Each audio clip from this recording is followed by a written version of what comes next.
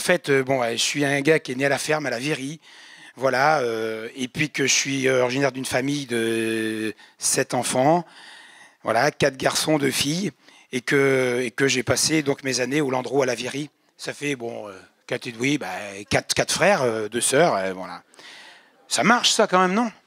Bon, allez, voilà, donc ça voilà, c'est mon enfance. Je suis né donc à la ferme et c'était pour moi très important de vivre ce moment-là. Et donc les études, alors ça n'a pas été compliqué. Moi, j'étais pas du tout un gars des études, et donc je suis allé à Saint-Gab et je suis parti largement avant la 4e. Voilà, parce que c'était pas du tout mon truc. Et en fait, non mais honnêtement, ça marchait bien en plus. J'apprenais plutôt bien, mais j'étais pas dedans. J'étais pas dedans du tout. Donc à un moment donné, les parents m'ont dit non, il faut continuer. Les instits comme Nadine, que je salue ce soir, qui est prof à Saint-Mich, à Saint-Gab, parce que Saint-Mich maintenant c'est un peu révolu, mais à Saint-Gab, dont aussi c'est ma voisine Nadine, aussi c'est mon animatrice de l'APM, et aussi ce soir c'est son anniversaire. Voilà. Donc je pense qu'on peut applaudir Nadine.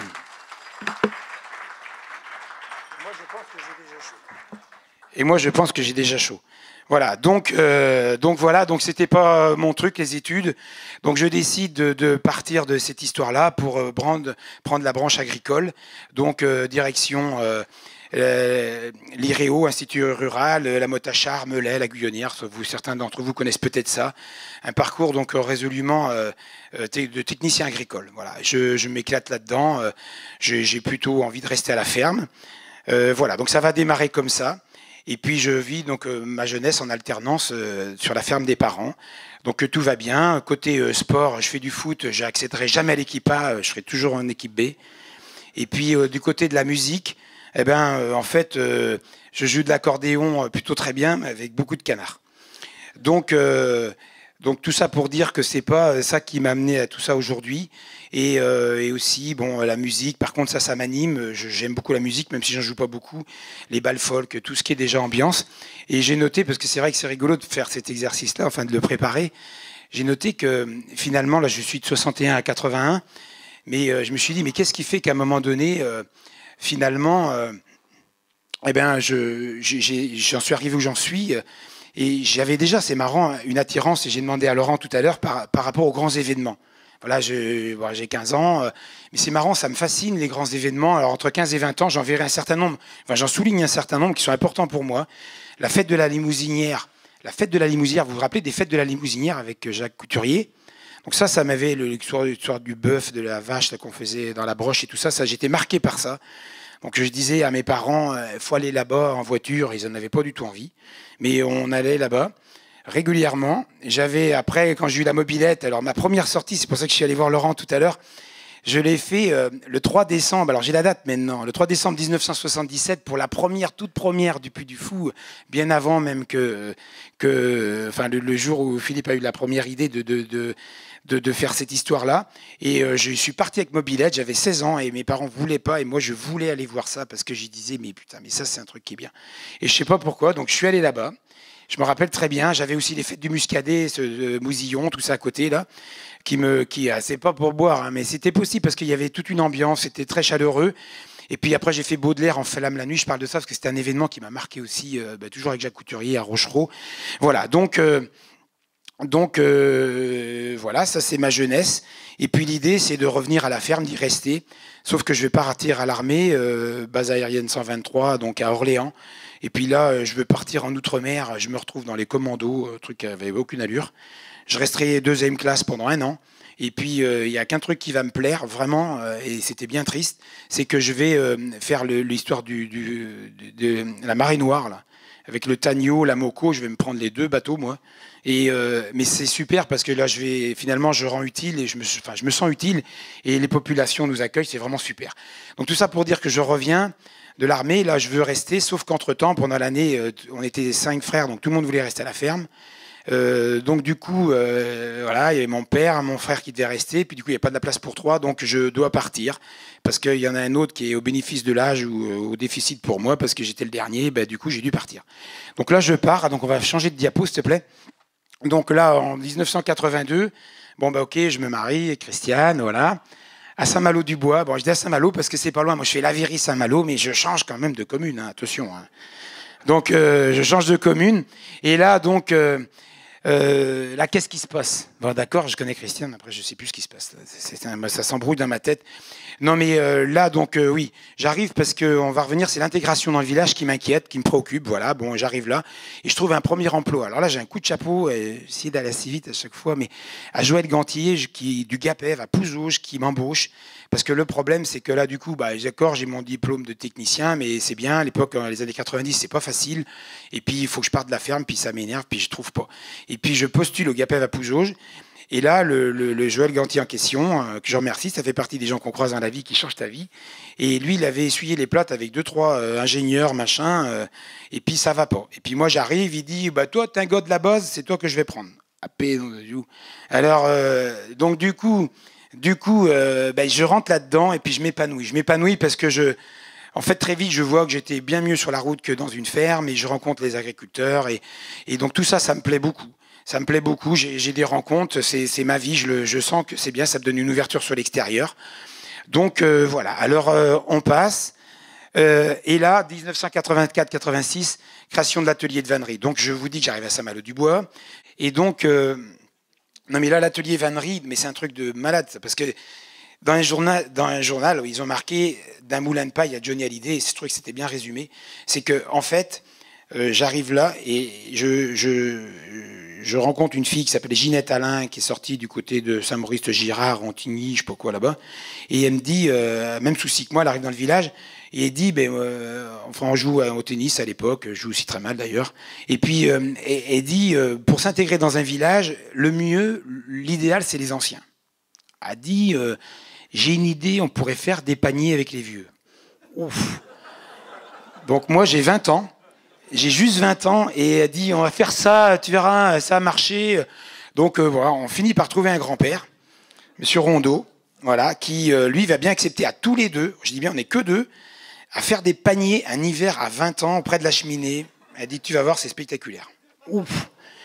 Et on va faire ça et du coup il se passe un truc magique parce qu'en fait elle a raison. Elle a raison parce qu'on passe un super moment. Et donc on nous apprend plein de choses, il nous parle de la commune et tout ça, et c'est vraiment un beau moment. Et puis là, donc moi on fait des paniers, alors je me mets à faire des paniers, voilà, il nous apprend à faire un panier, 2 paniers, puis l'année d'après on recommence, et puis on recommence, puis là on élargit le groupe. Et là on va faire la 2e année, moi je fais le berceau des enfants, voilà, j'ai décidé de faire un grand berceau, et puis qui a servi à tous les enfants bien sûr, puis bien d'autres après. Et puis voilà, à un moment donné je dis mais c'est la région des moulins, je ferais bien un moulin en paille. Donc je vais faire ce petit moulin là, hop, tu peux reculer s'il te plaît Jean-Michel. Voilà, ce petit moulin là, bon, qui est quand même pas grand parce qu'on voit le petit bébé derrière là, mais donc il fait juste comme ça, là je fais un petit moulin. Et puis un soir bien énervé parce que voilà, le groupe s'est élargi. Je lance l'idée, c'est un premier record, voilà, un truc qui ressemble à rien. On va faire un moulin grandeur de paille, grandeur nature. Voilà. Donc, ça nous emmène à 1987. Donc, ça fait 3-4 ans que l'histoire de vannerie opère. Et puis là, voilà, donc on va faire ce moulin. Donc, ça va durer 1 an et demi. On va semer la paille, la seigle pour faire de la paille qui est longue, qui est tout un bazar. Les vieux, ils nous apprennent ça. Qu'il ne faut pas passer dans la botteleuse. Là. Ça ne doit pas être très joli, ça. Là. Si ça va. Bon, ça fait un peu désordre. Hein. Mais, donc voilà, donc on fait la paille et tout ça. Et à un moment donné, voilà, à 7 mètres de haut, le moulin, on ne se refuse rien. Et on fait ce moulin. Ça dure 1 an et demi, on est 50 à le faire dans le village. Voilà, donc en 5 ans, on est passé 2 à 50, ce qui est pas mal. Et donc voilà, donc 50, toute la population est mobilisée autour de ce projet. Et puis c'est l'année des records d'Aubigny. Alors, ça fait aussi des parties des manifestations où je traînais un peu ça. Et puis là, Jackie, comment il s'appelle, Sabiron de Saint-Laurent, Ouest-France, correspondant de Ouest-France, va faire un article qui va faire un buzz abominable en disant que voilà, Saint-Malo, il faut un truc de fou, il faut un moulin en paille. Et puis du coup, le festival d'Aubigny nous repère. Et du coup, on va atterrir à ce fameux festival. Cette photo est prise là. Alors nous, c'est un événement, et à la télé, tout ça, oh là là. Et puis, donc c'est 1987, ce moulin, il est fait. Et puis là, on se dit, bah oui, mais maintenant on a l'air fin, on a fait ça. Ce moulin, il va rester au musée des records d'Aubigny, il y est toujours d'ailleurs, hein, entre parenthèses. Et donc, on se dit, mais il faut qu'il revienne à Saint-Malo, on va faire la fête du moulin. Voilà. Donc, on est parti pour faire la fête du Moulin, 1987. Encore un peu 30 secondes. La fête du Moulin. Ben voilà, donc c'est parti. Donc ça va être fait à but humanitaire. Voilà, c'est gratuit et ça va durer ben, beaucoup d'années puisque ça devient une fête à thème. Donc on a un thème par an. Donc la première année, le thème est tout trouvé, c'est la vannerie, machin, évidemment. Et puis en 88, on fera le thème du pain. On invitera Pierre Poilane qui est décédé aujourd'hui. Mais c'était super quand même. On invite Pierre Poilane qui dit moi j'honore votre invitation. On fait venir 450 pains de 50 pays du monde par les transports Gravelot et tout ça. Et puis c'est plutôt très joli, très bien réussi, une belle exposition. 89, le thème de l'eau, c'était symbolique, le pain, l'eau. Voilà, allez, on passe. Voilà, 90. Donc là, ben voilà, donc je suis toujours au GAPEV, ça se passe plutôt bien. Alors je suis technicien d'abord, comment on dit ça, aliments. Après, ils vont mettre un peu vétérinaire. Alors, je fais des opérations, hein. C'est pas terrible. Hein. Tout le monde n'est pas de ce monde aujourd'hui encore. Et puis, après, je suis dans le commerce, voilà, la transaction des animaux, tout ça, très bien. Puis, j'ai fait le tour de la question encore. Et puis là, j'arrive, ils me mettent à la construction. Voilà, ça fait 5 ans que ça dure aussi que je suis là-bas. Même plus que ça, maintenant, ça fait 7 ans. Et donc je suis dans le domaine de la construction. Et là, je tombe sur Maison Bleue.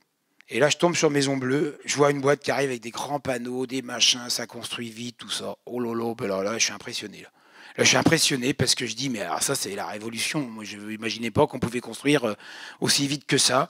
Et puis là, je vais être tenté par cette histoire-là de Maison Bleue. Voilà. Donc, je vais plusieurs fois solliciter l'ancien dirigeant, M. Rousseau. Et puis, il dit, bon, non, on n'a pas de besoin, tout ça. Bon. Mais j'insiste. Bon, et puis, du coup, les années sont difficiles aussi, les années 90. Et du coup, il va accepter de m'embaucher comme commercial à Maison Bleue. Je ne connais rien dans le bâtiment, je n'ai jamais travaillé dans la maçonnerie ni rien. Mais le produit me plaît. Donc, du coup, j'arrive à Maison Bleue. Et puis, voilà, donc la fête de poupées continue avec les fêtes du Moulin suite. Alors, ça s'appelle la fête du Moulin parce qu'on a gardé le nom. Fête à thème, fête du Moulin. Alors, les thèmes changent. On fait le thème du verre. Et là, je remercie Christophe Rabillet qui est là dans la salle, qui est là-bas. On va faire une espèce d'œuvre d'art géante en verre. Et c'est rigolo parce qu'aujourd'hui, 25 ans après, on travaille toujours ensemble, même 30 ans après, un truc de fou ça. Et bon, donc on ne s'est pas perdu de vue, et c'est là que je vois Christophe la première fois. Et puis après, le verre et puis le bois. Alors avec la série Picto, on va faire plein de belles choses, des œuvres monumentales et tout ça. Allez, 92, s'il te plaît Jean-Michel. Voilà, donc là, je suis à Maison Bleue, le festival de poupées déroule son cours. Normalement, tout va bien, je m'éclate dans le boulot et je m'éclate et je suis amené, mon travail de Maison Bleue m'amène vraiment à travailler beaucoup sur la Bretagne, à tel point que je serai des semaines sans rentrer et je travaille sur la Bretagne et là, bon, entre-temps, le chiffre d'affaires a explosé, enfin du coup, tous les feux sont verts parce qu'en agriculture, il y a de la demande, donc je vends moi, dans l'agriculture, hein, tout ce qui est environnement, élevage et compagnie. Et donc, forcément, terre d'élevage, la Bretagne. Et moi, je suis toujours calé là-bas. Et puis, un jour, je me pointe à Brest. Et là, je tombe sur les jeudis du port de Brest. Alors ça, c'est un truc de malade. Le port du commerce, peut-être certains connaissent cette histoire, qui était complètement abandonné. La ville décide de réhabiliter le port de Brest et d'en faire quelque chose de fort. Voilà. Donc, du coup, qu'est-ce qui se passe? Tous les jeudis, eux, ils ont inventé un rendez-vous qui s'appelle les jeudis du port. Alors, putain, moi, je tombe là-dedans. Et puis du coup, je m'organise avec mon emploi du temps pour tous les jeudis être au jeudi du port. Alors bon, d'accord, du coup j'ai des relations, machin, on rigole, c'est la fête, mais alors c'est que tout le port est investi par des artistes de rue, des spectacles en veux-tu, en voilà, il y a 10, 20, 30 000 personnes chaque jeudi, oh putain, un truc de fou. Et moi j'adore, et ça commence à me perturber. Donc ok, on va mettre ça dans un coin, on continue, 92, on est toujours là-dessus, la fête du Moulin continue. Le thème de la roue, on fait venir une grande roue, machin, le ballon, on fait un record du monde de gonflage de ballon, un truc qui ressemble à rien, mais c'est rigolo. Et puis là, à chaque fois, il y a des artistes locaux, régionaux. Et là, voilà, la fête, elle est là. Mine de rien, on est rendu sur un week-end à 15 000 entrées. On est en 92, 93, là on attend le summum de la fête du Moulin. Sur un samedi-dimanche, 15 000 personnes qui se déplacent, mais c'est pas sur réservation. C'est pas sur réservation, c'est donc de la vente de dernière minute. Et puis moi j'ai peur. Je dis putain, un jour on va se ramasser, c'est pas possible. Et c'est la fameuse année du ballon. Eh ben gros orage, machin, tant de merde. Et puis les finances, ben, non, Dieu veut arriver ce qui devait arriver, on n'est plus bien du tout. Alors, et à ce moment-là, moi je me dis, mais c'est trop fragile et tout ça. Ce truc de J.D. Duport, ça me plaît. Au lieu de faire tous les jeudis, nous on va faire tous les dimanches. Alors je dis, mais oui, mais il va falloir que je convainque l'équipe que c'est moins de boulot de faire 8 dates que un week-end. Ouf. Alors je leur dis, mais si, il y a plein d'avantages, vous verrez, il y a moins de risques et tout. Bon, l'équipe accepte qu'on va faire tous les dimanches de juillet et d'août. Et du coup, ça change de nom. Tu peux passer, s'il te plaît. Voilà. Du coup, ça change de nom. Entre-temps, on aura fait aussi le thème de la musique qui ponctuera la fin du Fête du Moulin, où là, on fera venir la première tête d'affiche qui est les Tambours du Bronx. Tambours du Bronx, en 94. Voilà, 15 000 entrées, ça je vous l'ai dit. Donc en 95, on lance, alors ça s'appelle plus la Fête du Moulin, on lance Poupée, alors lieu dit Poupée, toujours les arts à la campagne. Donc là, on lance tous les dimanches de juillet et d'août, et du coup, au lieu de faire payer, alors c'est une idée pas terrible, c'est pas ce que j'ai fait de mieux, mais ou qu'on a fait de mieux, je dis que finalement, on va faire ça tout gratuit, que les gens, on va leur vendre des nez rouges, et ils achèteront 10 €, enfin 10 francs à l'époque, le nez rouge, et qu'ils vont être sympathisants avec notre histoire, et comme on ne paye pas, ils vont jouer les jeux. Sauf que tout le monde s'en fout, tout le monde vient voir les spectacles gratuitement, il y a plein de monde tous les jours, et puis nous, bah, les finances, c'est pas bon du tout. Et normalement, le dernier des 8 week-ends, là, c'était le rendez-vous avec les plus grosses vedettes, payantes, mais sauf que là, bah, les gens, ils viennent pas non plus, parce qu'ils en ont tellement vu depuis 2 mois, qu'ils viennent pas. Ouf. Alors là, c'est un peu moyen, donc ça va durer quelques années. Alors au début, c'est tout gratuit, puis tout d'un coup, on commence à clôturer le théâtre que vous connaissez aujourd'hui. Parce qu'avant, on était dans la prairie, là, le long de la Sève, toutes les années précédentes, toute la prairie. Et puis là, on commence d'abord à clôturer, puis à faire payer un petit prix, puis on voit bien qu'on n'a pas d'autre solution. Donc les années vont passer. Alors là, ça va être des années, toutes ces années-là, excusez-moi, reviens s'il te plaît, toutes ces années-là, c'est pour ça qu'il y a cette photo. En même temps aussi, via les Jeudis du Port, je suis tombé amoureux des arts de la rue. Et là, je vais à Festival d'Aurillac, de Châlons, tous les gros festivals de rue. Là, on y va, et puis on repère des spectacles et tout. Alors, on va se consacrer pendant toutes ces années-là aux arts de la rue, ce qui est super, et ce que j'adore toujours d'ailleurs. Mais bon, ça fait du monde quand c'est gratuit. Mais bon, quand c'est pas connu, ça fait pas de monde. Donc voilà, merci Jean-Michel. Donc là, 1998. Bon, voilà, le truc est installé, ça dure tous les dimanches de juillet et d'août, ça gagne pas de sous. Et puis là, j'entends parler d'un truc, j'entends qu'il y a des fonds européens pour des communes défavorisées. Ah ben bon, Saint-Malo-du-Bois, commune défavorisée. C'est pas une blague. Ben, je regarde, on est dans les communes défavorisées. Oh, ben c'est pas possible. Alors, donc, je vais voir le maire, Gaby Boissineau, qui me dit, ben, c'est une blague. Je dis non, Gaby, il y a beaucoup de sous d'Européens, de l'Europe et tout ça, et voilà. Donc, on va dire, parce qu'on avait bricolé avec des tréteaux, des machins, vous avez vu ça dans le film tout à l'heure, et tout d'un coup, on se dit, ben là, il va falloir, faut qu'on fasse quelque chose en dur. Il y a des fonds, il faut y aller. Allez, on se met à dessiner ce projet-là, avec l'agence Pelot d'ailleurs, que il y a un représentant, là, ça remonte aussi, ça. Et donc, on va faire ce projet-là, qui coûte beaucoup de sous, donc on a beaucoup d'aide, donc ça tombe bien. Et puis, sauf que c'est bien de faire ça, mais ah oui, d'ailleurs, j'ai noté, je le dis en passant quand même, et Laurent, il commence à rigoler parce qu'il me voit venir, Laurent Albert, du Puy du Fou, que tout le monde connaît, le Laurent qui est aussi notre voisin et notre ami du festival et à moi-même, il dit, je dis, viens donc voir, on va faire un théâtre de verdure, en dur et tout ça. Et je me rappellerai vraiment toute ma vie, c'est pour ça que je vous en parle aujourd'hui. Il me dit, écoute, faut faire 20 mètres d'ouverture. Ah ben, tu es petit fou, ben, on avait 7 mètres, nous. Alors il dit, faut faire 20 mètres, tu verras, un jour, ça te servira. Et puis 10 mètres de profondeur. Donc on est parti sur ces bases-là, et heureusement, parce que la suite, vous la connaissez. Donc du coup, mais c'est tellement grand ce truc-là, que nos arts de la rue, ça va plus du tout. Donc, allez, on passe la diapo, non, 99, non, ça oui, passe. Ah oui, 99, bon, allez, ok. Là, le théâtre est construit. Bon, tout le monde est content, on a inauguré ça en grande pompe et tout ça. Puis l'outil, il est là. Et putain, moi, je le trouve un peu grand aussi. Et je dis, oh là là, on a l'air fin avec les arts de la rue, machin. Je dis, on devrait faire une vedette. Il faut faire de la vedette. Alors, la vedette, on dit, putain, mais nous, on n'a jamais approché de vedette de notre vie. Comment qu'on fait pour attraper une vedette? Alors là, il y en a un qui dit, je connais Hubert Pacto, c'est ça, de Châlons. Il y en a qui connaissent ça, Hubert Pacto, là? Un gars qui est, c'est connu, ça. Bon, alors lui, il dit, je connais ce gars-là qui connaît Pierre Bachelet. Ah ben, si t'en connais un, toi, faut qu'on aille le voir. on va voir Hubert Pacto. Il dit effectivement, je connais bien Père Bachelet. Bah, à l'époque, hein, Père Bachelet, il est déjà dans le fond du trou. Personne n'en parle. Mais il est toujours dans le trou d'ailleurs. Mais bon, mais le pauvre. Mais alors le truc, c'est que là aujourd'hui, Pierre Bachelet, on dit. Et moi en plus, j'aime beaucoup les chansons de Pierre, mais personne n'en parle. Mais tant pis, c'est le contact qu'on a. Donc on prend rendez-vous avec Pierre Bachelet en personne. Et là, on va à Paris. La Clos des Lilas. Oh ben, rendez-vous un dimanche matin, on prend le train. Et là le Pierre Bachelet, il est là. Il est là et il ne comprend pas ce qu'on fait là. Et on lui dit que, voilà, on est venu pour faire un concert. Pour qu'il vienne faire un concert. Et il ne comprend pas du tout, parce que les mecs, personne ne demande. Personne ne demande. Mais nous, on lui dit, écoutez, il faut venir, et en plus, on va faire venir tous les enfants de l'école, on va chanter les corons, tout ça, et on va faire tout ça. Il va venir, c'est le premier qui vient, et il va pas faire beau d'ailleurs, il va pas faire beau ce soir-là, la soirée est juste magique, on a tous des frissons, machin, mais c'est un bide, c'est un gros bide, parce qu'à part les familles des enfants, machin, c'est pas avec ça qu'on va se refaire à la cerise, donc l'année, elle est encore un peu morte. Alors sans pis, c'est pas grave, on a fait Pierre Bachelet, on a mis un pied dedans. S'il te plaît, Jean-Michel, 2000.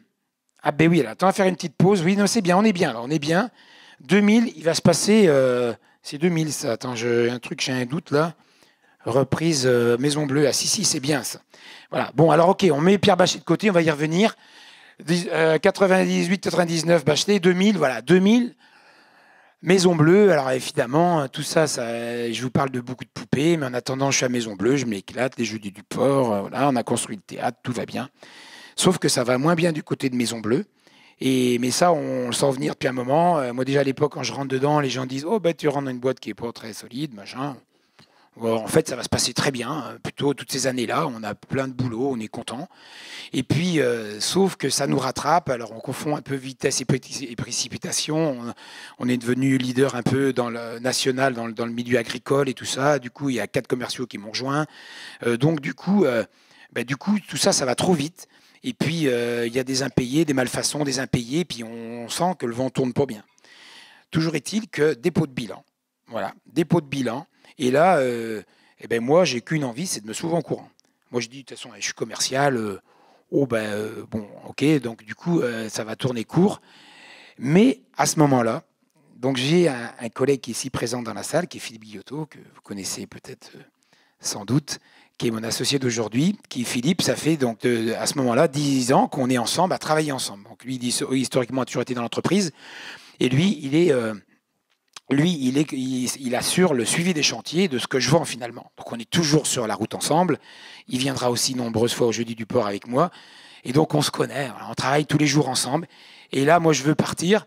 Et Philippe dit, donc à l'époque, l'entreprise doit être achetée par un grand groupe, par des groupes, plusieurs groupes, voilà, enfin bref. Et puis, ça ne convient pas à tout le monde. Enfin, moi, ça m'aurait plutôt bien convenu. Mais Philippe me dit, écoute, j'ai pensé à un truc, cette boîte, il faut qu'on la reprenne tous les deux. Je dis, attends, moi, oh là là, mais je ne suis pas du tout fait pour ça, c'est pas mon truc. Et puis, force de persuasion, je vais accepter ce deal-là en disant, écoute, c'est une belle aventure et finalement, on va y aller, on va le faire. Donc, Philippe me propose aussi qu'on mette au capital les salariés, ce qu'on va faire. On va trouver aussi des actionnaires extérieurs, plein de gens qui vont nous aider. Les banques ne misent pas un copec sur le truc. Non seulement elles ne misent pas un copec, mais elles ne veulent pas nous prêter de sous. Puis en plus, elles disent qu'on va se casser la gueule. Donc, comme ça, c'est très bien. Et puis, ceci dit, on va le reprendre quand même, l'entreprise, le 1er avril 2000. Alors là, roulement de tambour. Là, je vous parlerai tout à l'heure de mon ami Laurent Charliot, qui est dans le fond, mais je le présenterai tout à l'heure de la salle. Là, on fait ça, reprise de Maison Bleue. Et là, ça commence à sentir un peu les conneries déjà. 1er avril de Maison Bleue, il y a une belle lettre qui dit qu'à tous nos clients, nos fournisseurs, qu'on a repris la société et on met des poissons d'avril. C'est le 1er avril. Je dis, putain, il faut mettre des poissons. Il dit, oh là là. Pff. Donc, on va mettre des poissons d'avril, sauf que ça ne va pas faire rire tout le monde. Ça ne fait pas rire tout le monde parce que ça ne fait pas très sérieux pour reprendre une société. Bon, non, mais honnêtement, là, je dis, oh putain, là, je sais pas si c'était une bonne idée. Mais bon, c'est pas grave, il y en avait 1000 de parties. J'ai dit, de toute façon, baiser pour baiser, de toute façon, maintenant, c'est fait. Donc, et là, non mais reprendre un 1er avril sans mettre des poissons, mais bon, avec du recul, putain. Bon, il va se passer une deuxième chose. Donc, oui, du côté du festival, ben, là, du coup, je ne l'ai pas marqué. Là, ben, du coup, là, le festival continue, festival de poupées, parce que ce que je ne vous ai pas dit, c'est qu'entre-temps, quand on a construit le théâtre de Verdure, avec cette espèce de beau chapiteau, là, un gros soutien-gorge, les gens ils disent c'est un gros soutien-gorge. Eh bien là, ça s'appelle, on change de nom, le festival de poupées, le festival de lieu, les arts à la campagne, c'est les arts de la rue. Donc on a changé de nom, festival de poupées. Voilà, très bien. Deuxième année, ben, financièrement, c'est pas beaucoup mieux. Il y a Pierre Perret qui vient. Bon, ouais, a du mérite, hein, Pierre Perret. Johnny Clegg, c'est pas mal, mais c'est un bide aussi. Et puis Anne Romanoff, voilà, c'est le pompon. Elle. Parce qu'à l'époque, aujourd'hui elle a la cote, mais à l'époque elle l'avait pas du tout. Elle était un peu décriée, tout ça, mais bon, au moins on pouvait l'approcher. Anne Romanoff. Sauf que ces trois-là, ils vont bien perdre des sous encore. Et puis le quatrième qui va tout sauver, lui, l'année, plus même celle d'avant, parce que ça fait quand même un moment qu'on perd des sous, c'est Renaud. Alors Renaud, lui, il revient sur la scène avec une guitare, un piano, peut-être que certains sont allés voir ce concert-là. Et là, alors lui, on le paye pas trop cher, parce qu'il revient, puis c'est archi bondé, à Beno de Dieu, on n'en revient pas. C'est la première fois que c'est plein de partout. Et là, ça va gagner plein de sous, ça bouge tous les trous, c'est pas mal. Alors après, la même année, toujours, voilà, 2000, Réveillon de la Saint-Ignace, donc cette même édition du Festival de Poupées. Là, on pense qu'on va fêter dignement, parce que vous avez compris que ça durait 2 mois, le passage du mois de juillet au mois d'août, parce qu'on fait toujours de décembre à janvier, on décide de faire un réveillon en plein été, qui s'appelle le Réveillon de la Saint-Ignace, le saint patron des coiffeurs. Et puis là, du coup, voilà, saint patron des coiffeurs, et on va emmener les gens dans un délire pas possible avec le chemin de fer de la Vendée, là. Et là, il y a 300 personnes qui vont participer, et vraiment, alors après, voilà, vous pouvez que me croire, mais si je vous dis qu'en 30 ans de festival, c'est le clou, ben c'est le clou. Voilà, on a fait tout, les Johnny, les machins, et le clou, c'était le Réveillon de la Saint-Ignace, parce que c'est le premier, parce qu'il faisait beau, parce qu'on emmenait 300 personnes de 19h à 6h du matin non-stop. Et là, on les a emmenés dans un délire pas possible. Voilà, on a atterri dans des fermes, des lieux improbables, discothèques avec un tas de fumier à côté, machin, un truc de fou. Et là, et les gens, voilà, un truc qui te marque à vie. Et là, ce jour-là, il y a mon fameux Gaston, que je vous ai parlé, qui est là. Parce que coiffeur, Saint-Ignace, lui, il pouvait être que là. Donc voilà, on va faire ce moment-là, un vrai réveillon avec tout ce qui va autour et tout ça. Et puis on va à ce moment donné, une espèce d'hystérie générale, on va se flageller avec des poireaux, des vrais poireaux. Et puis on se frappe comme ça sur l'hymne de la Saint-Ignace, on se frappe les 300 jusqu'à temps qu'il n'y ait plus que le blanc du poireau. Ouais, c'est un jeu comme un autre, hein. Mais ça marche bien, ça marche bien. 2001, ah ben voilà, première fête des cons. Parce que là, mon copain Gaston, avec sa chérie Marilène, ils sont là, ils nous ont observés. Je ne connais pas trop Gaston encore, mais bon, on apprend à faire connaissance.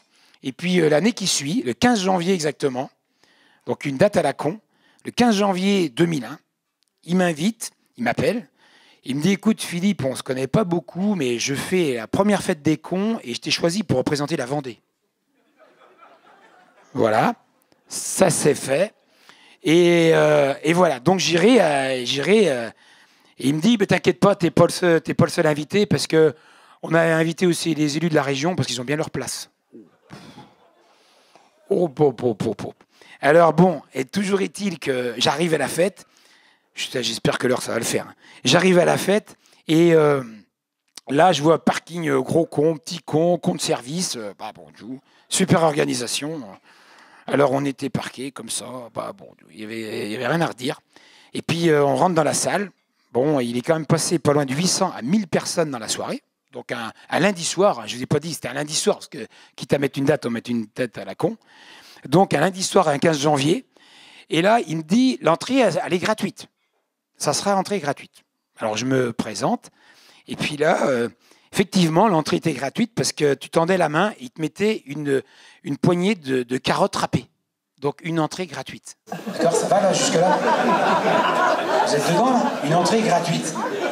Donc tu rentrais dans ta salle avec des carottes râpées dans la main. Donc, indépendamment que tu as l'air bien con, tu n'as plus qu'à manger les carottes râpées, voilà. Et puis après, bon, des courses d'asticots, des machins, tout le monde énervé qu'avec des jeux à la con. Je dis, putain, mais c'est quoi ce truc? Et puis, à un moment donné, alors le jeu le plus con de la soirée, que j'ai repris je ne sais pas combien de fois après, et que je vous invite à reprendre dans une fête de famille, tout ce que vous voulez, c'est auto-tamponneuse humaine. Alors attention, accrochez-vous. Là, vous mettez des bottes de paille, vous savez, les petites bottes de paille carrées, là, dans le temps, là. Comme ça, vous faites un carré, et puis un carré qui fait 5 par 5. Vous tendez un grillage à poules, d'accord, ok. Vous prenez des pneus, pas des chambres à air, hein, des pneus, hein, ok. Vous mettez comme ça, là, autour de votre taille. On verra des photos tout à l'heure. Et puis là, voilà, donc vous mettez un bambou qui est dans le pneu, qui frotte sur le grillage. Bah oui, autrement, ça ne fait pas auto-tamponneuse. Il faut l'électricité, là. D'accord. Donc, ça frotte sur le grillage, le bambou. Devant, il y a une fente dans le pneu. Il vous donne des jetons. Voilà. Putain, et là, tu vas le voir, le truc. Et là, on t'envoie une musique des années 60, 70, 80, un truc complètement baisé de la caisse. Et là, tu mets ton jeton et tu te bourres les uns dans les autres, comme ça.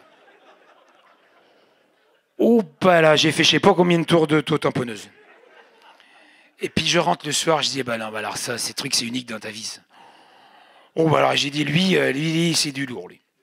Et voilà, donc la suite au prochain épisode. Parce que ça continue l'histoire après. Alors on va y revenir plus tard. Printemps 2001, là c'est beaucoup moins rigolo. Toujours la même année. Alors ça c'est 15 janvier, ça c'est au printemps. Le procès du bruit, et ça vous avez dû en entendre parler. Nuisance sonore avec notre voisin. Alors un truc complètement imprévisible. On n'a qu'un voisin, pour deux, on n'a qu'un vraiment à proximité. Et puis lui, il a décidé de dire qu'on faisait du bruit, dépassement, nuisance sonore, la totale. Alors lui, il attaque. Au début, on croit que c'est une blague. On dit, bon, non, mais il va se calmer. Sauf que ça ne va pas du tout. Et puis, on se retrouve au tribunal parce qu'on fait trop de bruit. Alors à l'époque, on fait 10, 11 soirées. On les fait donc voilà, sur juillet-août.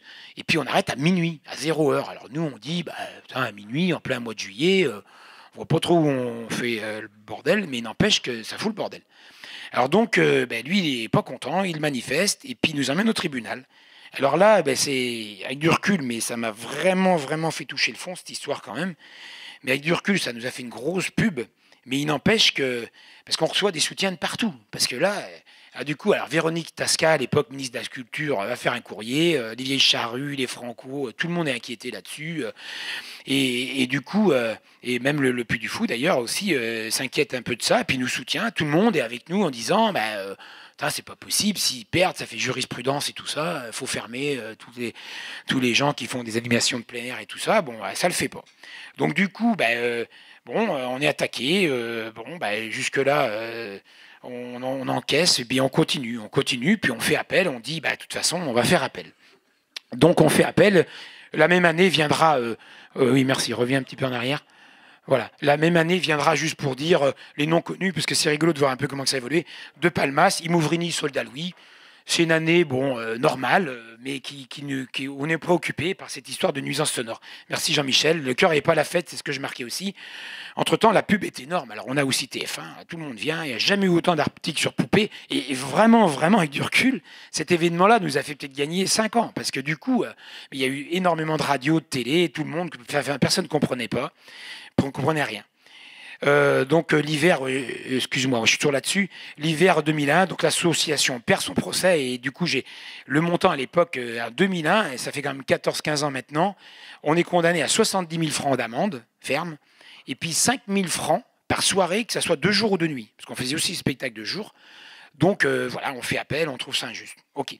2002, le soutien. Alors là, dans la collection, c'est pas mal non plus. 2002, le soutien, on lance un concert de soutien à la mairie à Cholet. Bon, le fait d'aller à Cholet, je pense que c'est ce qu'on a fait de mieux, parce que les gens aussi avaient plus de repères. Mais surtout, on fait ça 17, 18, 19 mai. Et là, il fait un temps exceptionnel, mais a vraiment pas envie d'aller s'enfermer dans la mairie à Cholet. Et là, on a réuni plein d'artistes qui viennent nous soutenir, mais il y a quand même beaucoup de charges et tout ça. Putain, on fait un flop phénoménal. Et on perd je ne sais plus combien de sous, mais beaucoup de sous, dans cette histoire de concert de soutien. Et voilà, donc on perd 200 000 francs, quand même, parce que et ça dure 3 jours, il y a beaucoup de frais techniques et tout ça, et puis c'est c'est des francs. Hein. Aujourd'hui, ça fait combien ça? 30 000 euros. Bon, aujourd'hui, on dirait 30 000 euros. À l'époque, 200 000 francs, voilà. Donc viendra cette année-là. Ouais, alors je le dis aussi en passant parce que voilà, tout ça, c'est un peu en dehors, mais je vous le dis parce que ça anime la famille, mes enfants. C'est que je suis tombé entre-temps amoureux des vieilles pierres parce que mon père, il y avait qu'un truc qui me faisait faire, lui, c'était ramasser les pierres puis faire des murs qui étaient droits. Alors, j'ai tellement ramassé de pierres dans ma vie que j'aimais les pierres, faire les murs, et du coup, j'ai un coup de cœur pour ce site-là, qui est la vallée de la Roche à Tiffauges.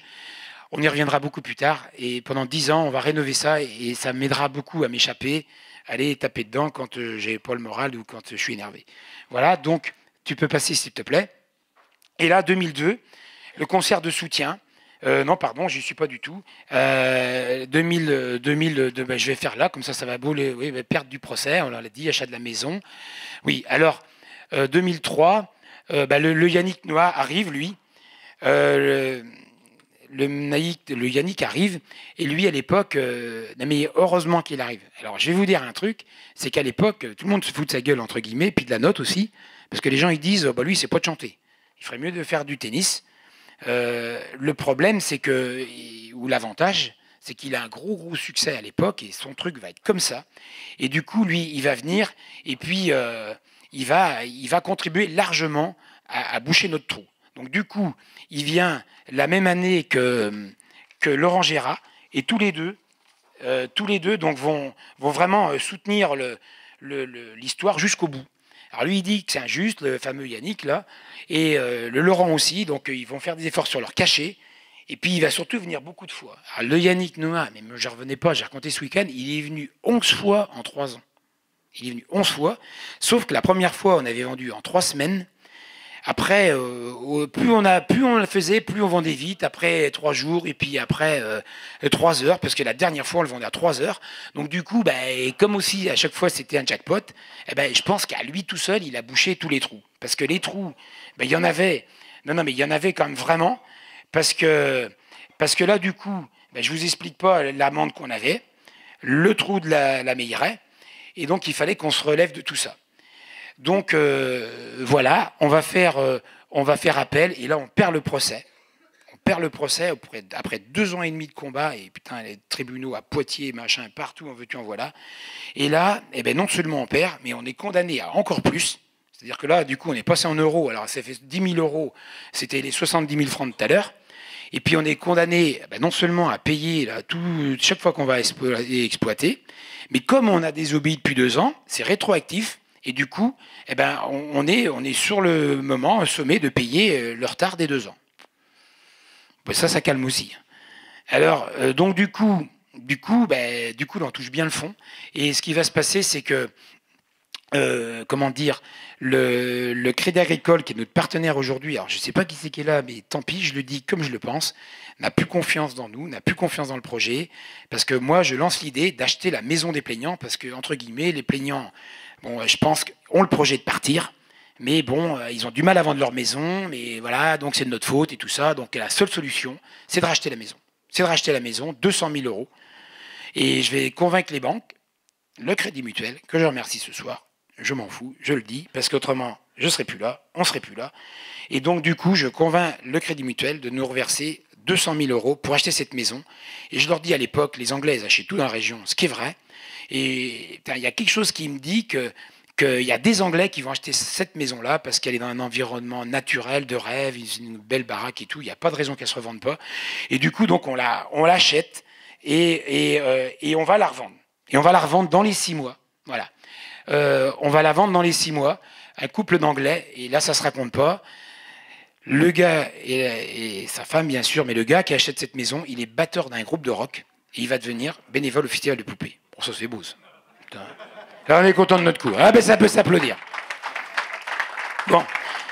Alors, Yannick Noah qui est venu et revenu. Aujourd'hui, je sais, on dit plein de trucs sur lui. Là, je vous dirai tout à l'heure qu'il va encore revenir.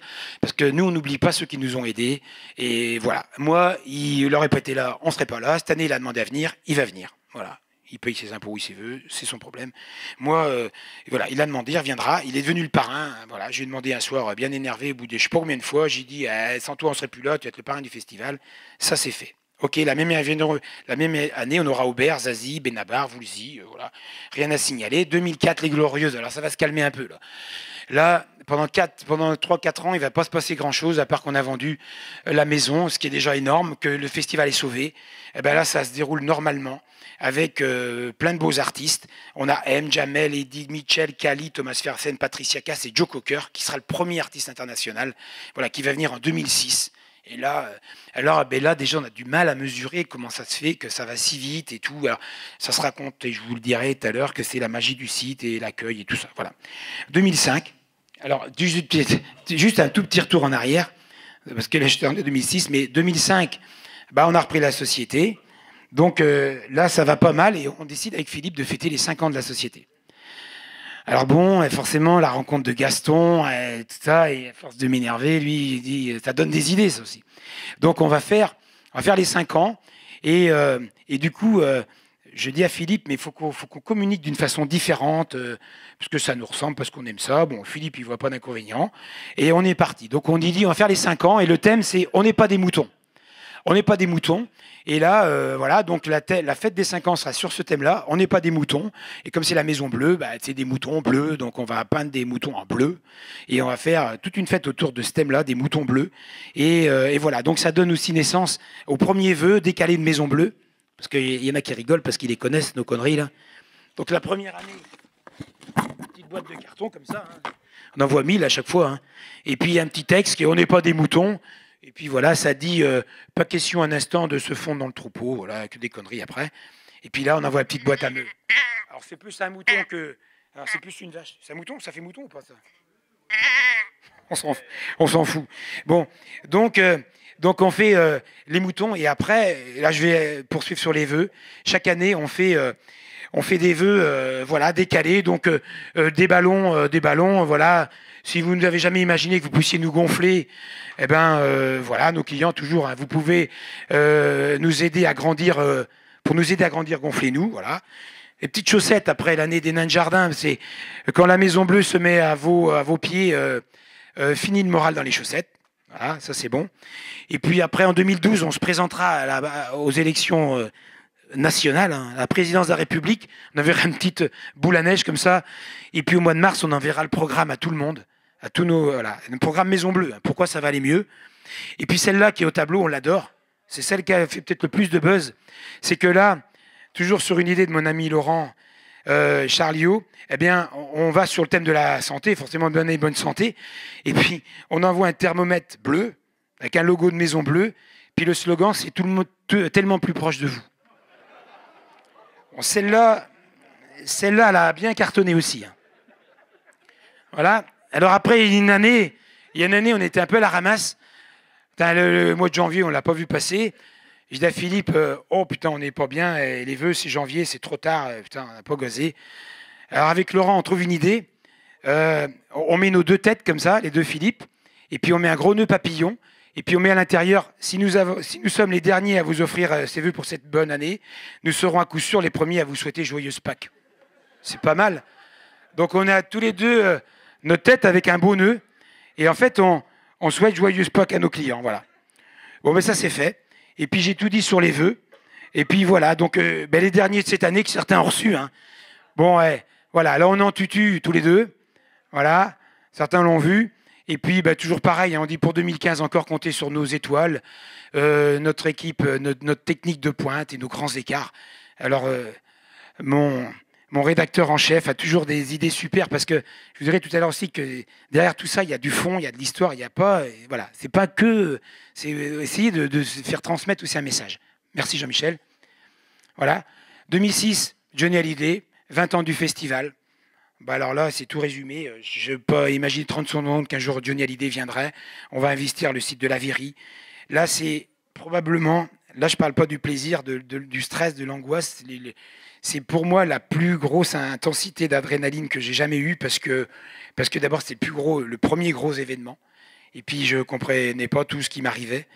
J'ai surtout compris qu'on avait une pression énorme et puis que moi le premier, et puis j'ai vraiment touché le fond. Parce que là, à ce moment-là, ben, la société Camus, ben, c'est tout sauf des gens faciles en relation. Ça, c'est des rouleaux compresseurs. Et puis à chaque fois, c'était si tu fais pas ça, on viendra pas. Il fallait goudronner les routes, les machins.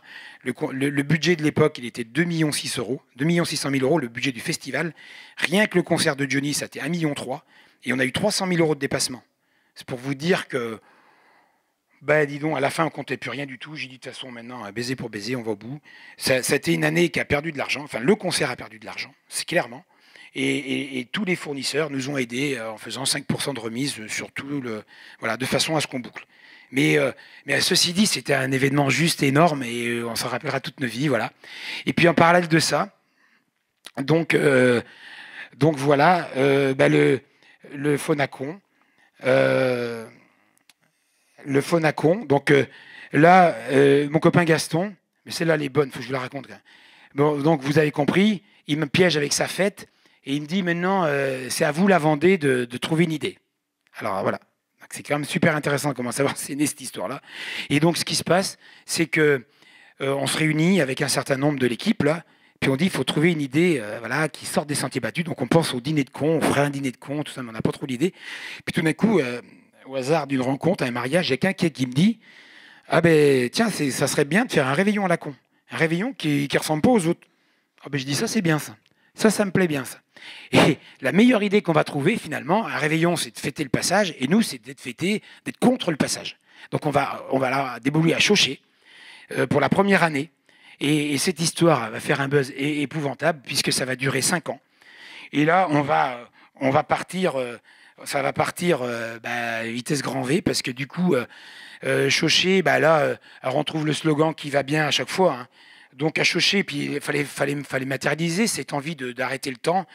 Donc voilà, à Chauchet, on va faire une manif et France 3 va venir couvrir l'événement. Parce que moi, j'ai dit, on appellerait France 3, ça peut les faire rire, ça, que des gens soient contre la nouvelle année et tout ça. Et France 3 revient. Et moi, ce jour-là, j'avais des espèces de, vous savez, des fumigènes, c'est qu'on fait dans l'arrivée du Vendée Globe. Là. Et en fait, le gars qui me donne ça, il me dit, fais gaffe, c'est très dangereux, fais gaffe. Et moi, évidemment, je me trompe de sens. Et je l'allume et ça me crache tout le feu dans la main. Et du coup, je vais passer toute la nuit comme ça. Et donc, je vais à l'hôpital au petit matin. Et le midi, je dis à Christiane, c'est fini, c'est bon, la réveillon comme ça, c'est terminé, tout ça, on arrête tout. Et là, je regarde France 3 National, et on m'appelle, on me dit, attends, le sujet, il vient de passer au niveau national. Et là, je dis, ah ben, on continue. Eh ben, on va faire, donc on a avec Gaston, on décide de faire, après Chauchet, on fera Nantes. On dit on ira porter les couleurs à Paris, à Bruxelles et on finira à New York. Et on n'a pas fini à New York, mais on en a fait quand même beaucoup de chemin. Donc du coup, après, on aura été à Nantes avec Jean-Marc Ayrault qui aura défilé avec nous. Ça, c'était super rigolo. 2007 avait des slogans qui va bien. Hein.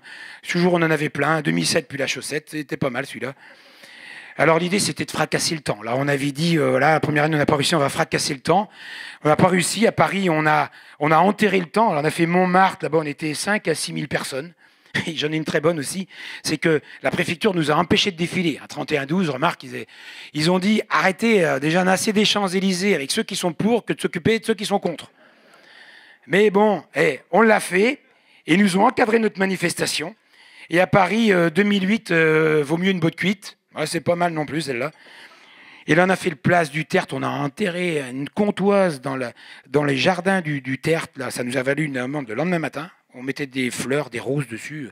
On disait, puis alors les journalistes venaient, puis Gaston il disait, bah oui, c'est encore pas marché, on est dommage, on l'a raté d'une seconde, l'année prochaine on y arrivera. Après on a voulu partir à Bruxelles, mais c'était pas rigolo, puis en même temps on voulait noyer le temps. Donc du coup on a abandonné Bruxelles, on est parti sur Noirmoutier. On a fait le passage du Gois en pleine nuit, on a noyé le temps, pas marché encore. 2009, reste dans l'œuf, bon c'est bon, celui-là on n'en voulait pas non plus. Et puis 2010, on devait aller à New York, mais alors il y avait un truc qui nous arrangeait, il y avait la grippe H1N1, vous savez, tout le monde parlait que de ça. On a dit que Barack Obama était prêt à nous recevoir, mais il n'y a pas pu à cause de la grippe et tout ça. Donc on a réquisitionné toutes les statues de liberté de France. Et là l'idée c'était de brûler le temps, c'est pour ça qu'il y a des photos. Là, on a fait des grands brûlots dans une dizaine de villes de France. Et puis le slogan c'était je sais plus quoi. 2010 hors service. Ah, c'est pas mal. Voilà, donc il y avait voilà. Voilà, suite poupée. Alors là, c'est pareil. Donc 2007-2010, boum. Et puis là, et ben là, le calme après la tempête. Après tout ça, on a fait des années calmes. Le festival était posé. Paul Narev, James Blunt, Vanessa Paradis, Cabrel, Mika, Cranberries et Jacques Dutronc, qui faisait pratiquement des soldats de chez nous. Donc on était contents. Voilà, 2009 maintenant. Les 9 ans de Maison Bleue. Voilà, donc après les 5 ans, gros succès en interne, les salariés, tout ça, une dynamique qui s'est installée. Donc on a commencé avec aussi à notre façon, à la façon d'Amélie Poulain, avec Philippe, de raconter une histoire avec des cartes postales qu'on envoyait à tous nos clients pendant 1 an, en leur disant, voilà, là on est en Finlande, on arrive dans 6 mois, dans 1 an, dans machin. Enfin, on faisait un compte à rebours.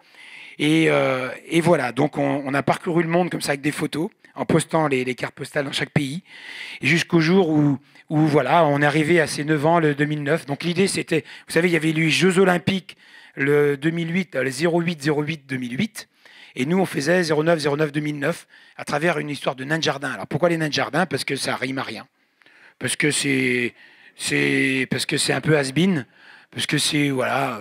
Alors moi, ça me fait rire. Un nain de jardin, il n'y a rien qui me fait plus rire que ça. Donc nous, on a dit, on va faire nos Jeux Olympiques à nous. Donc, les Jeux Olympiques de nains de jardin. Et donc, l'idée, c'était que chaque invité amène un nain de jardin. Donc, on s'est retrouvé avec 553 nains de jardin. Ah, quand même. Donc, on a amusé aujourd'hui une nain de jardin à Maison Bleue. Voilà. Et comme c'était comme des Jeux Olympiques officiels, on a fait venir Philippe Candeloro, qui, lui, a officié... a rendu ça un petit peu plus officiel, on va dire. Et les jeux, c'était que des jeux qui tenaient pas debout, évidemment. Hein, mais voilà, le but, c'était pas ça, c'était de passer un bon moment. Voilà, merci. 2011, celle-là, je pense que vous êtes un certain nombre à en avoir entendu parler. 25 ans de poupée. Bon, là, 25 ans de poupée. Qu'est-ce qu'on peut inventer? Et voilà, on fait une réunion. Et là, ça part dans tous les sens. Et puis, il y en a un qui dit... Il y en a un qui avait fait...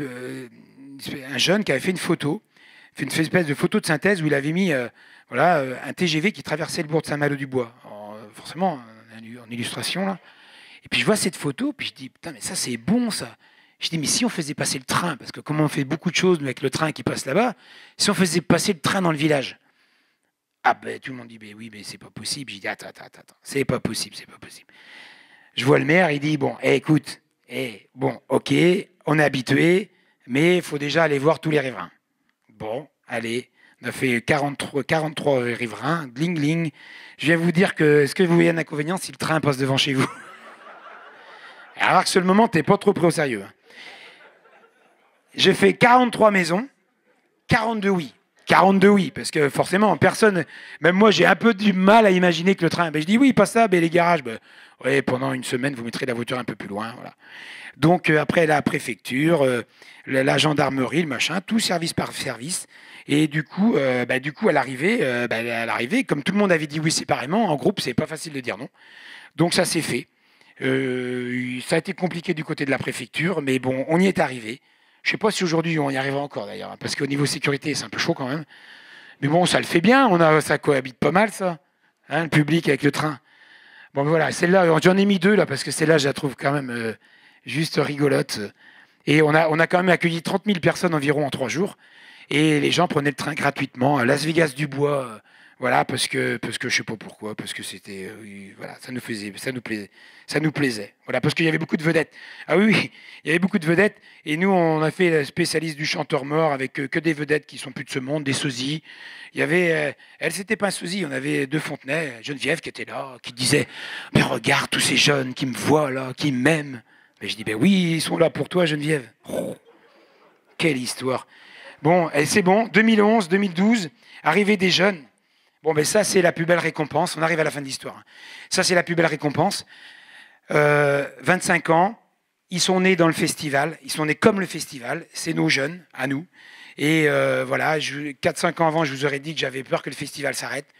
Voilà, aujourd'hui, à partir de 2012, il ne s'arrêtera pas, puisque le conseil d'administration est passé de 20 à 35. On a intégré 15 jeunes d'un coup, et qui sont vraiment à fond dedans. Et du coup, ben, la relève est vraiment assurée. Et j'ai plaisir à dire qu'aussi l'histoire de Patrick Sébastien avec Poupée des Rails, c'est pas nous, c'est eux. Parce que voilà, on aurait pu dire ah, ben, c'est une histoire de vieux. Ben non, c'est une histoire de jeunes parce qu'ils avaient le nez fin d'ailleurs parce que ça cartonnait. Voilà, donc du coup, on a reçu en 2012 Manu Chao, Charles Aznavour, voilà. Et puis voilà, 2013, La Barbinière. Alors après, je ne sais pas pourquoi qu'on atterrit là-bas, parce qu'à un moment donné, il y a des offres qui nous sont faites, qui sont intéressantes, que c'est compliqué de dire non. Après, c'est pas notre cible à nous, notre cible c'est le théâtre. Mais donc, on fera David Guetta et puis Michel Sardou, rien à voir. On fera David Guetta et puis Elton John, voilà. On fera et Michel Sardou dans le théâtre, mais Elton John, et du coup, on va réunir à peu près 30 000 personnes. Ça sera une édition à 70 000 festivaliers. Et l'année dernière, merci Jean-Michel, et ça va être à la fin bientôt, ah ben à peine, parce que là, l'année dernière, 2014 quand même, deux gros événements. Donc, les 14 ans de Maison Bleue. Voilà. Alors, après les 9 ans, les 14 ans. Alors, pourquoi les 14 ans parce que ça, c'est pareil. Et je vous disais tout à l'heure, c'est que on devait faire les 13 ans. Parce que aux 9 ans, on avait dit avec Philippe, à tous les gens, les invités qui étaient là, on avait dit, voilà, on vous donne rendez-vous le vendredi 13 2013 et de septembre. Et là, on fera un événement sur la superstition. On l'avait dit. Hein. Sauf qu'en 2013, bon, le cœur était pas trop à la fête, il est toujours pas, remarque. Mais bon, donc les gens, enfin, nous on n'était pas dedans. Bon, moi j'ai rien trop dit. Il y a d'ailleurs des clients qui m'ont dit, mais pourquoi il n'y a pas la fête et tout ça. Et puis du coup, bon, l'année a passé. Et puis en début d'année 2014, une réunion de tout le personnel, il y en a un qui se lève. Il dit, mais pourquoi on n'a pas fait la fête l'année dernière? J'ai dit, tu sais, la conjoncture, machin. Il dit, c'est pas bien, parce que ça nous aide, on a besoin, et puis ça nous fait du bien, et puis quand on fait ça, c'est positif pour Maison Bleue. Ah bon? Et puis je dis à tout le monde, qu'est-ce que... Voilà, on leur dit, ok, vous voulez la faire? Oui, oui, on veut la faire. On a dit, on va faire la fête. On va la refaire. Et du coup, on avait loupé les 13 ans, donc on a fait les 14 ans. Parce qu'on aurait pu attendre les 15 ans, mais voilà, les 14 ans, c'est rigolo. Et puis il y a un salarié qui dit, mais les 14 ans, c'est l'âge de la mobilette. Et c'est comme ça que ça démarre. Et il dit, c'est l'âge de la mobilette. Je dis, c'est très bon. On va faire une course de mobilette dans l'usine. Voilà. Et donc c'est démarré comme ça. Et la suite, vous la connaissez. Voilà. On a fait notre fête. Et il y avait à cette fête des gens qui sont ici, dont Fabrice, que je vois au fond de la salle, mais bien d'autres, Patrick et compagnie, voilà, qui m'ont dit, mais il faut... c'est trop fort vivre cette histoire-là en interne et tout. Ça fait plaisir, ça fait du bien, ça nous amène à communiquer différemment. On aimerait faire partager ça à nos collaborateurs. Et du coup, voilà, force aussi à eux de persuasion. Bon, il n'a peut-être pas fallu me pousser beaucoup non plus, mais il n'empêche qu'ils m'ont convaincu de faire une belle équipe, ce qu'on appelait la Team Meule Bleue. Voilà, on s'est retrouvé une vingtaine de chefs d'entreprise qui se connaissions plus ou moins, mais qui aujourd'hui se connaissent très bien. Et puis ils sont assez fiers d'avoir fait ça ensemble. Donc on a lancé l'idée de faire le Grand Prix de la Meule Bleue avec, comme ça, arbitrairement, 150 chefs d'entreprise qui inviteraient 10 collaborateurs chacun. Ça faisait 1500 des gens invités. Et l'idée, c'était aussi de refaire ce prix dans l'usine parce qu'on avait nos marques. Donc on est obligé d'arrêter et on a été pris d'assaut. Et la suite, vous la connaissez, vous l'avez vu en image. Voilà. Et après, le Poupée des Rails, je vous en ai parlé. Du coup, comme ça cartonné, on a refait, avec le Patrick National Sébastien, on a refait un réveillon au Zénith de Nantes. C'était un peu chaud, mais on a fait quand même 5500 entrées. Voilà, là, je suis un peu en tenue légère. Mais bon, c'est comme ça m'arrive de temps en temps. Et puis en 2015, voilà. Donc 2015, c'est cette année. Je vous avais dit que j'avais mis beaucoup de cœur à l'ouvrage et voilà, en 10 ans, on s'est fait aussi avec des artisans bien sûr, mais on a fait ce beau projet qui m'a vraiment aidé à tenir, qui m'a aussi fatigué mais qui m'a porté. Voilà, donc on a ouvert des chambres d'hôtes, on a créé un emploi, chambre d'hôtes, gîte et puis une salle de réception. Et puis voilà, on a un invité d'exception à Poupée. Je pensais vous le dire ce soir, mais je vais pas pouvoir. Mais tant pis parce qu'il va falloir attendre encore un petit peu. Parce que c'est compliqué, mais on va recevoir quand même la plus grosse star internationale qu'on a jamais reçue dans le théâtre de Verdure. Voilà. Et ça va faire une bombe dans les jours qui viennent. Je touche du bois. Voilà. En ce moment, ça se négocie avec les États-Unis, mais voilà, j'y crois beaucoup. Merci. Après la dernière, voilà, en route pour les 30 ans du festival en 2016. Et là, je remercie Christophe Rabillet, donc Sika. Qui a dessiné cette beauté-là. puisque c'est le théâtre de verdure. Alors c'est bien, parce que si vous dites ben, c'est la même qu'avant, c'est que c'est bien réussi. Parce que l'idée, c'était pas de dénaturer cette histoire de théâtre, là, enfin, de couverture de théâtre qui est notre emblème à nous. Et c'est juste qu'on veut faire quelque chose de beaucoup plus aérien. Bon, aujourd'hui, la couverture fait 3300 mètres carrés, là, elle fera 1000 mètres carrés. L'idée, c'est de faire quelque chose de beaucoup plus haut. Hein? Non, aujourd'hui, elle fait 300. Et demain, elle fera 1000 mètres carrés.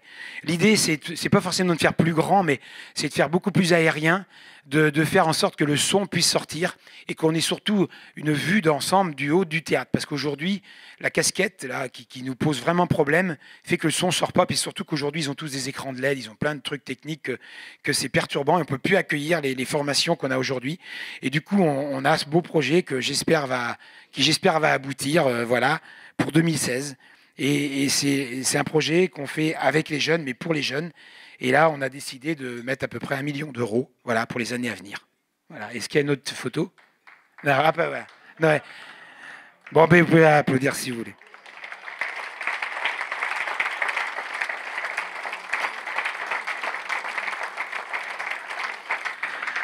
Voilà, merci beaucoup. Donc en parlant de merci, je vais faire un certain nombre de merci maintenant. Je veux remercier Gaston. Allez, tu vas te lever parce qu'il est là. Gaston, lève-toi. Allez, s'il te plaît. Gaston. J'ai dit qu'il avait compté. Voilà. Voilà, merci. Voilà. Peut-être qu'il y aura une question tout à l'heure pour toi. Voilà. Donc, merci à Gaston. Merci à Laurent Charliot.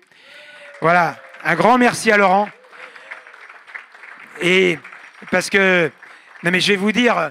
Le problème, c'est même pas d'avoir les idées, c'est de les mettre en musique, c'est de les mettre en œuvre, en forme, d'écrire les histoires, de faire des textes qui soient beaux, qui soient prenants, qui soient vivants, qui soient aussi réalistes. Mais donc, ils m'aident beaucoup. À chaque fois, ils me freinent pas.